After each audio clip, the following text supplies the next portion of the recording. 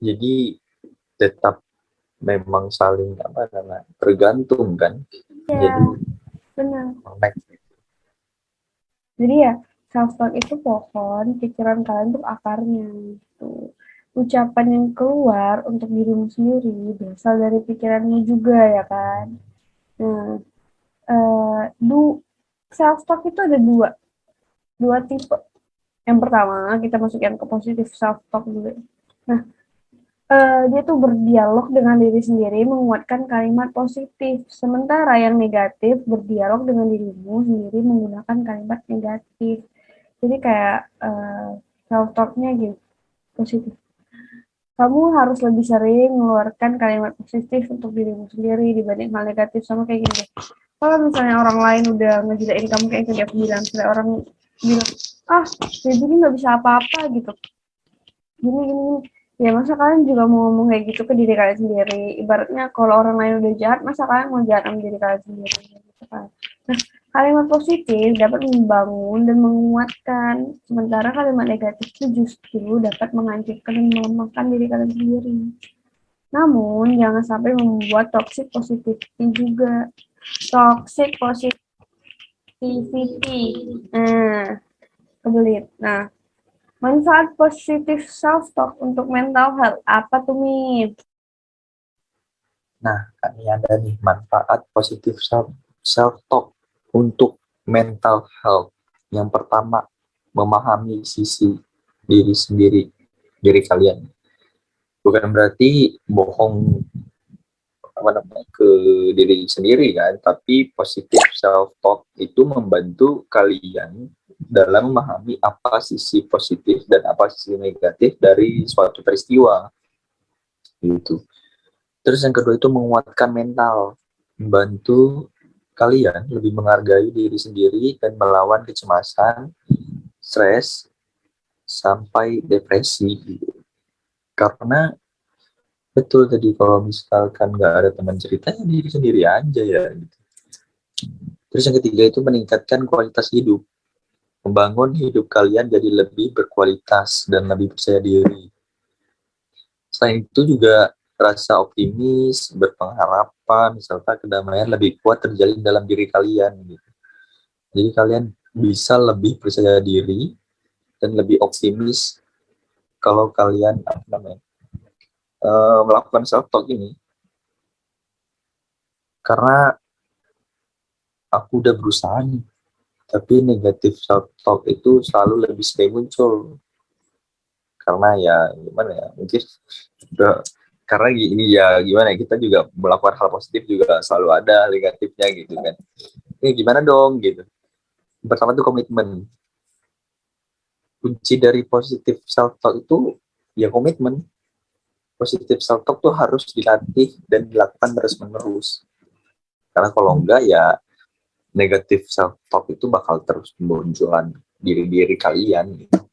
Pikiran dan hal negatif itu memang nggak bisa dihindarin kan. Tapi kan kalian harus coba untuk menyaring pikiran itu. Setidaknya kalian bisa mengendalikan diri kalian. Terus yang kedua itu ada hadiah.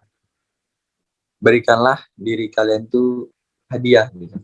Ya, yaitu kata-kata atau kalimat positif yang dapat ngebangun dan menguatkan diri kalian. Kalau bukan kalian ya siapa lagi kan yang mau menguatkan diri kalian sendiri gitu. Karena banggalah dengan perjuangan kalian sampai sekarang. Kalian juga berhak kok untuk merayakannya. Terus juga keindahan itu dimulai saat kalian memutuskan untuk menjadi diri kalian sendiri. Yang tadi kemarin ya kita ngebahas tentang pangeran bertopeng. Kita jadi orang lain kan. Itu tidak apa namanya, maksudnya itu nggak ada keindahannya di akhir gitu. Karena keindahan tuh ada datang pas kalian jadi diri kalian sendiri. Orang lain yang ada di sekeliling di sekeliling kalian tuh jadi ya tahu diri kalian seutuhnya gitu, nggak fake gitu. Kalian juga nggak perlu mencari kebahagiaan dalam hidup, dirimu sendirilah yang kebahagiaan itu.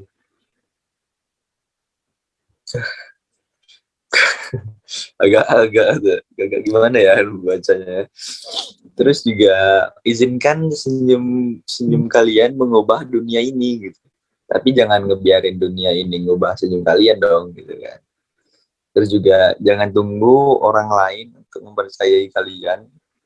Percayalah pada diri kalian sendiri gitu. Gini.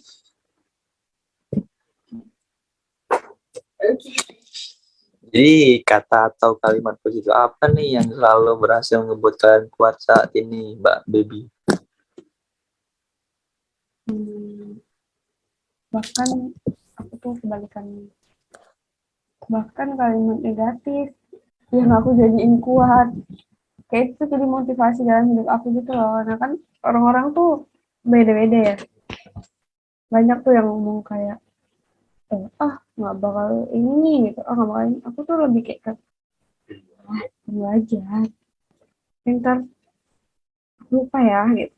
Kalau kalian pernah ada dalam hidup gitu. Ya lebih ke apa ya, aku tuh nggak memikirkan hal-hal yang aku tuh nggak mikirin orang-orang yang nggak berperan untuk hidup aku, itu sih lebih simpelnya. Jadi aku nggak akan dengerin omongan mereka kalau mereka nggak punya peran dalam hidup aku sendiri kayak gitu. Jadi ya jalan aja lah gitu, jangan, ya sampai di titik ini juga sulit sih untuk jadi aku yang kayak bodo amat sama omongan orang, untuk jadi aku yang kayak udah kebal mau diomongin apapun. Ya pasti butuh proses dan kayak berdarah kayak gitu, pingsan gitu, sekarat kayak gitu, pastilah gitu. Cuma ya ya udah dijalanin aja gitu, buktinya sampai sekarang kuat juga, masih hidup juga, masih sehat juga fisiknya, alhamdulillah kan. Jadi ya balik lagi yang kayak tadi dibilang, jangan sampai kita jadinya ini tadi mana ya, toxic positivity. Kita ngebahas jadinya toxic positivity ya guys. Nah, sisi gelap dari berpikir positif. Nah, bahkan kita udah mikir positif aja tuh ada negatifnya, apalagi kalau kita mikir negatif, ya kan? Kayak gitu. Nah, apa sih toxic positivity itu? Keyakinan bahwa seberapa sulit atau parahnya situasi yang dialami, individu harus tetap memperhatikan pola pikir positif. Individu menuntut atau memaksa dirinya untuk menolak energi negatif itu nggak bagus juga. Ya kayak gini loh, energi negatif itu kan kayak sedih, marah, nangis, kecewa gitu. Nah kita manusia tuh tetap butuh itu gitu. Kita nggak bisa denial akan itu gitu. Itu tetap ada, akan selalu ada. Mau sampai nanti umur berapapun akan selalu ada. Loh, bukannya berpikir positif itu baik? Pasti kan orang ngomong kayak gitu. Nah, kita semua tahu bahwa memiliki pikiran yang positif pasti baik, emang baik gitu. Masalahnya di dalam kehidupan ini tidak semua berjalan positif, ya kan? Pasti ada negatifnya gitu. Nah, suatu saat kita harus berurusan dengan emosi negatif, sedih, marah, kecewa gitu. Orang yang terletak di dalam toxic positivity akan menghindari emosi negatif. Padahal, emosi negatif juga tidak kalah penting untuk dirasakan dan diekspresikan oleh individu. Dulu kayaknya aku tuh pernah jadi orang yang toxic positivity. Aku tuh denial akan rasa sedih. Aku tuh nggak mau stop gitu. Kau tuh nggak boleh nangis gitu. Padahal kita tuh cuma butuh, jangan egois gitu loh. Jadi kita tuh juga butuh ngerasain gitu, kayak jangan cuma gara-gara kita nggak mau dilihat lemah, kita tuh jadi maksa diri kita untuk nggak boleh berekspresi gitu, nggak boleh merasakan. Padahal kan itu hal yang sangat wajar gitu sebenarnya. Dan aku tuh tahu banyak hal-hal kayak gini ya dari PKBI gitu loh. Kayak ya ternyata nangis tuh wajar, sedih tuh oke gitu. Nggak apa-apa tuh ya nggak apa-apa gitu. Itu sih ya, itu menghindari emosi negatif sama dengan tidak tidak sama dengan optimisme. Kadang kan kebanyakan orang tuh menghindari emosi negatif tuh biar dibilang optimis gitu kan. Nah, Sikap optimis membantu kita untuk berbaikan dengan emosi negatif, sehingga pikiran positif dapat muncul sebagai solusi dari masalah yang dialami. Kenapa, Bi? Sedangkan toxic positivity memaksa kita untuk berpikir positif secara berlebihan sehingga menghilangkan emosi negatif. Kayak gitu. Mengapa sih toxic positivity itu beracun atau berbahaya? Kenapa, Mi? Mengapa toxic positivity itu beracun atau berbahaya? Karena ada beberapa orang yang mengatakan emosi negatif itu memalukan. Emosi negatif itu nggak boleh diterima. Juga ada yang mengatakan perasaan bersalah itu kalau aku nggak bahagia, itu artinya aku melakukan hal yang salah. Walaupun aku nih sedang berada di tengah kesulitan, itu juga mencegah pertumbuhan. Aku harus menghindar dari segala kesulitan supaya aku terus merasakan bahagia. Juga menyangkal emosi kalian gitu. Emosi terpenting hanyalah emosi positif. Kita tuh nggak butuh emosi negatif kan. Gitu. Terus ciri-ciri yang dapat menandakan toxic positivity itu pertama, menyembunyikan perasaan yang sebenarnya. Kalian mungkin dituntut untuk tidak untuk selalu baik-baik aja di depan orang lain atau dimanapun berada gitu ya. Terus mengkritik orang lain ketika merasa tidak memiliki sikap positif gitu. Dan juga menghindari masalah dan tidak menyelesaikannya gitu. Jadi tidak hanya tentang menyembunyikan perasaan kalian gitu. Terus juga menyalahkan orang yang tertimpa masalah. Dia mau curhat, kalian teman gitu mau curhat, dia salah kamu gini gitu. Nah, itu toxic dari itu dari apa namanya, termasuk dari toxic positivity gitu. Terus juga memberikan ucapan semangat yang disertai kata-kata meremehkan kepada orang lain. Semangat ya apa? Misalkan gini, pengen lagi ikut kompetisi gitu, kalian juara 2, nggak apa-apa, semangat gitu. Juara 2 gitu. Tapi kan kami juara 1 gitu ya, ibarat yang meremehkan, merendahkan gitu. Terus juga merasa bersalah kalau ketika merasakan emosi negatif gitu. Kalian denial akan kesedihan, akan amarah gitu. Karena hati-hati dengan ucapan kalian biar nggak mengarah ke toxic positivity gitu. Kayak misalkan teman kalian datang gitu, kayak mukanya tuh lemes gitu kan. Terus dia bilang, capek banget nih aku, jangan nyerah gitu dong gitu. Baru gitu aja udah capek, yang begitu. Orang-orang yang begitu tuh. Terus juga mau bilang, mau kayak aduh mau udahan aja nih gitu. Baru dia bilang, lu nih lebih beruntung gitu, kau ini lebih beruntung gitu, masih banyak tuh orang yang di luar sana yang derita gini-gini segala macam daripada kau mending jadinya kan. Kan males gitu. Ini emang adu nasib gitu kan. Ceritanya mau curhat tapi nggak jadi gara-gara punya temen yang toxic positivity gitu. Terus yang si temen yang anehnya juga, iya sih tapi kan dia diiyakan gitu. Terus dia denial gitu. Coba dia lihat positifnya gitu. Juga kan ini salah, bukan apa namanya, bukan salah kalian juga kan. Jadi ya, dia terlalu banyak denial gitu sih. Ini juga ada cara menghindari toxic positivity gitu. Gimana Mbak Baby cara menghindarinya?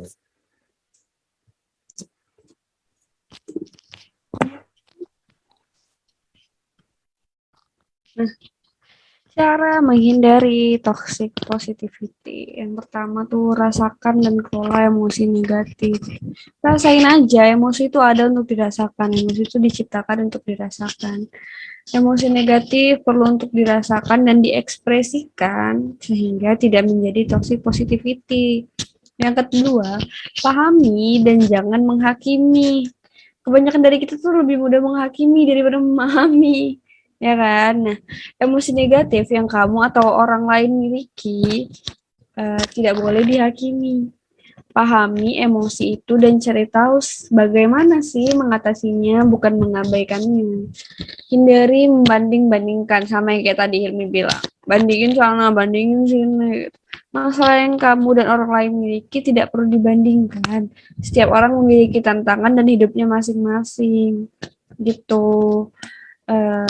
Kayak kalau misalnya lagi ngerasa hari ini aku tuh lagi nggak baik-baik aja loh. Ya udah nggak apa-apa gitu. Ya semua orang kan berhak merasakan hal-hal yang negatif itu, emosi negatif itu. Gitu. Ya gimana ya, namanya juga hidup kan. Karena menurutku gitu, biasanya nih toxic positivity itu muncul kalau kita baru aja gagal atau dalam sebuah kompetisi atau segala macam gitu.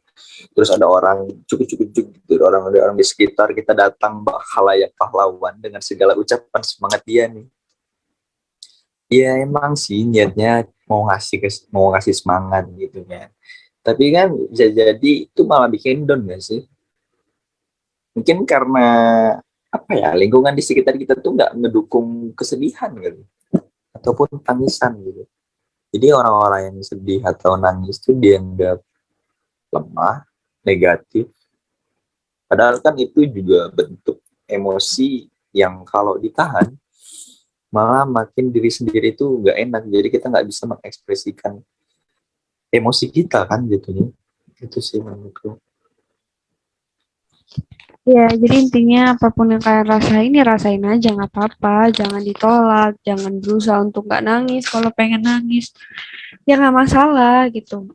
Nggak apa-apa untuk nggak baik-baik aja. Gitu. Orang pasti kayak gitu lah. Nah, mungkin Mbak Operator ada nggak sih pesannya untuk teman-teman yang selalu denial sama rasa rasa negatif gitu? Apa nih pesan? Boleh lagi gitu ngomong dikit. Oke, oke, nggak tuh. Untuk teman-teman yang mungkin nggak dikasih kebebasan berarti menerima perasaan, mengekspresikan sedianya, apapun emosi dia. Oh, cari lingkungan yang bisa buat kalian tuh nyaman untuk ya jadi diri kalian sendiri. Kalau kalian lagi sedih ya sedih gitu. Gak harus selamanya kesedihan itu ditutupi, nanti kayak emosi yang negatif dipendam tuh nanti meledak ujung-ujungnya. Jadi ya berusaha untuk komunikasikan aja, apalagi kalau sama orang tua kan kayak dibilang jangan nangis gitu. Ya mungkin harusnya kalian punya keberanian untuk bilang ya nangis, emang kenapa kalau nangis gitu. Karena aku sendiri kan emang nggak dikasih kan untuk mengekspresikan itu. Ya jadi kalau aku ke kawan-kawan aku ya nggak apa-apa, kalau nangis ya nangis aja gitu. Kalau lagi sedih ya nggak apa-apa gitu. Nangis silahkan, manusiawi kan, namanya juga manusia itu. Tuh, jadi nggak apa-apa ya guys. Iya, nggak apa-apa untuk sedih, untuk nangis. Ya nggak sih, Hilmi? Jadi sekalipun kalian tidak menemukan yang tidak membuat kalian ekspresikan emosi kalian, ya kalian cari gitu kan. Jangan sampai kalian membuat apa namanya, jadi mendem, jadi merusak mental kalian sendiri gitu, gara-gara kalian tidak bisa mengekspresikan apa yang kalian rasakan sih gitu. Nah, itu dia dari kami berdua, ditambah ada sedikit cerita dari Mbak Operator tentang apa namanya toxic positivity gitu. Itu tadi penutup dari malam ini. Maaf jika ada kesalahan kata dari kami berdua. Jika jika kalian punya teman gitu yang nggak punya lingkungan yang tidak bisa mengekspresikan kesedihan emosi kalian. Di sini di PKBI kami punya yang namanya konstor sebaya gitu. Dan juga kalau misalkan itu berlanjut ke hal yang lebih ahli, itu kami juga punya psikolog yang dapat mengendalikan apa sih? Jadi dapat membantu kalian menyelesaikan masalah. Gitu. Besok streaming terakhir di tahun 2021 sekiranya siang gitu ya. Jangan lupa untuk nonton lagi gitu di penghujung tahun gitu. Terima kasih dari kalian berdua. Maaf tidak ada kesalahan kata.